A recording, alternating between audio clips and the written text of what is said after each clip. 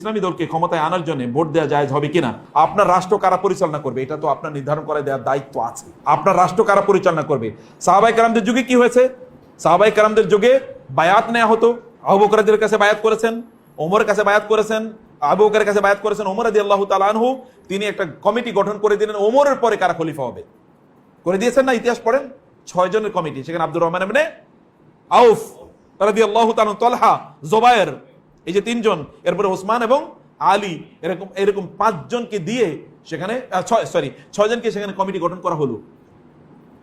এই 6 জনের দায়িত্ব ছিল পরবর্তী খলিফা নির্ধারণ করা। এরা মানুষের কাছে গিয়েছেন, জিজ্ঞেস করেছেন, অধিকাংশ ভোট দিয়েছে কার পক্ষে? ভোট মানে এখনকার অর্থে বলছি আর কি।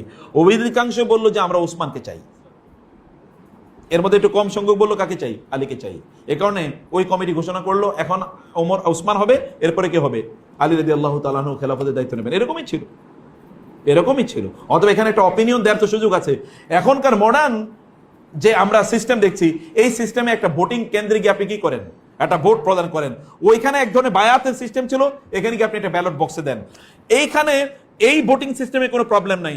মূল প্রবলেমটা হলো ডেমোক্রেসিতে। মূল প্রবলেমটা কোথায়? ডেমোক্রেসিতে। ডেমোক্রেসিতে প্রবলেমটা কেটে বুঝতে হবে। ডেমোক্রেসিতে প্রবলেম হলো চোর বাটপার ডেমোক্রেসির মাধ্যমে কি হতে পারে?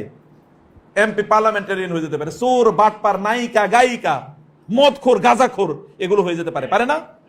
এবং তাই হয়েছে। গায়িকা, নর্তকীরা কি আমাদের আইন তৈরি করে নাই?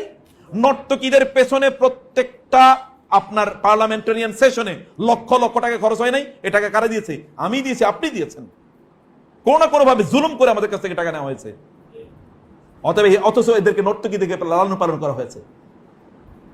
তা আপনি থাকেন, থাইকে যান, কিন্তু আপনি এরকম প্রহসন কেন করবেন? তথাকথিত ভোটার নির্বাচন আপনি করবেন, সেখানে হাজার হাজার কোটি টাকা যাবে। এগুলো কার টাকা? আমাদের টাকা।